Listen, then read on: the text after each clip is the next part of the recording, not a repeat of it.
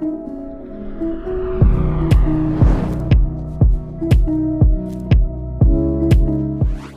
this is the brand new DJI Osmo Nano. This undercuts the competition with one major update. This comes in at just £239 for the 64GB model, or you can get the 128GB model for £259. This is probably the cheapest, most highest quality action camera on the market right now. Let's go ahead and dive into a closer look at the design. We'll take a look at what comes with the accessories in the standard bundle, and I'm going to showcase how great of a quality this is in various different lighting conditions. So let's get into it. So very briefly, let's take a look at the specs. This is 4K 60 frames per second. It has a 1/1.3 inch sensor, and you can also shoot in 10-bit and D-Log-M color performance so that you can also do color grading yourself, which of course is absolutely great. Now it does mention 200 minutes of extended battery life. That 200 minutes is if you shoot on 1080p at 24 frames per second, which is probably the most moderate shooting mode on this camera. So ideally, if you do shoot in 4K 60, then you're probably going to get around 50 or 60 minutes. They do mention that if you detach the camera from the vision dock itself, then you probably get around just 50-60 minutes of that camera on its own, but that extends obviously when you do connect it to the vision dock. And it is waterproof to 10 meters with an IPX4 rated vision dock. So let's take a closer look at the design. So with the standard bundle, you get these accessories. You have this suction mount, so you can place this on a window or in your car. It's very easy. You connect this mount to the quarter 20 thread at the bottom, and then you place the vision dock on top of this magnetic attachment with quick release. Then you also get a hat clip, again, quick release one. You also get a magnetic pendant that you can wear under your clothing around your neck. Strap is very easily adjustable. And finally, you get a protective case for the camera itself, the Osmo Nano. So let's take a closer look at the design of the actual camera. So you can see it has a quick release. This does have internal storage as well, like I mentioned, 64GB, but you can expand that with an SD card. In the slot here where the USB-C charging port is, this can support up to a micro SD card of 1TB. So you can get as much storage as you need. And it's very simple. You have a recording button there and a recording button on the camera itself. So let's go ahead and turn this on and show you all the different modes. In terms of all the mode, you have photo, video, super night, slow motion, and time lapse. So few options there. The majority of users of this will probably just focus more so on the video. So that's what we will be doing a lot of. We'll take some photos as well, and we'll also shoot in low lighting conditions to use the super night mode. When you swipe down, you have a whole bunch of options here. If you go onto mic, you can also connect a Bluetooth wireless DJI mic as well, so you can track the performance of those with the transmitters here. You can also customize the buttons on the device as well. One is for the camera, one is a multi-function button on the vision dock. You also have settings here, always on display, screen turn off when recording after 2 minutes. You can customize that to a maximum of never. So I'm going to set this off. I'm going to set this to 5 minutes. Timer shooting, built-in mic audio backup, which I think is absolutely great. USB mode and wireless connection.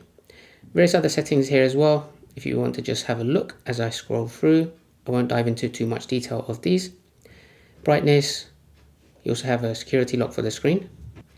You also have voice control, which you can use by saying commands to take a photo or start and stop the recording, or even turn off the camera. You can swipe to the next screen and see how many gigabytes of storage you have left on either the SD card or on the Nano itself. And then you have a filter option just on the right here. This is where you can choose between some of the Pro options as well. But ultimately, we're going to go ahead and shoot a lot of 4K video and showcase how great this looks in both bright conditions, in the car, and also at nighttime as well, and show you how great this quality is for the price of the Nano.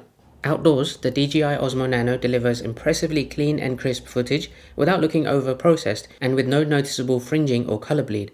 Exposure and contrast are well balanced, keeping detail in both shadows and highlights for a naturally cinematic look. Colors, however, can sometimes appear a bit flat or muted, especially in softer light, but that neutral tone leaves plenty of room for grading in post. Overall, it's a sharp, well-balanced image straight out of the camera that only needs a light creative touch to really shine. So here, I wanted to get some driving shots and showcase that the rock-steady stabilization works particularly well, especially with horizon balancing. I'm literally just holding the camera in my hand, it's not mounted to anything, And although I'm not running or cycling and just in a seated position, it felt like my hand was shaking a little bit whilst holding this and trying to keep it straight at the same time. But as you can see, it is very steady and the footage is very stable. So now let's give the internal mic a test and see how the audio sounds. Alright, so this is a test video of me just sitting in my car, and I just also wanted to showcase how the audio comes out. So if you don't have a DJI mic that's connected to the camera itself, then this is what it will sound like. Obviously I'm in a quiet space, it will be less clear if I'm outdoors, especially if it's windy, but also it's quite dark in the car as well, and you can see the quality is actually very good. It's super clear. I'm shooting right now at 4K 30, so that is an amazing option if you want to have some car videos. But I'm going to go ahead and mount this onto my dash and showcase how that looks.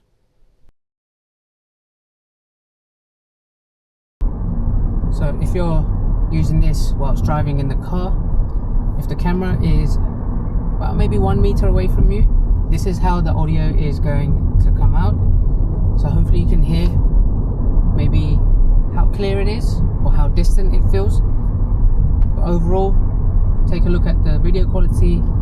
Depends between you going from sunny bright areas to darker shaded areas, and basically seeing if it's good enough to create car videos with. And now I've stuck up the camera right next to me on my windscreen. You can't really put it on the front windshield because of the angle. It doesn't flip straight, it's always facing downwards a little bit, which is not ideal, it's not convenient.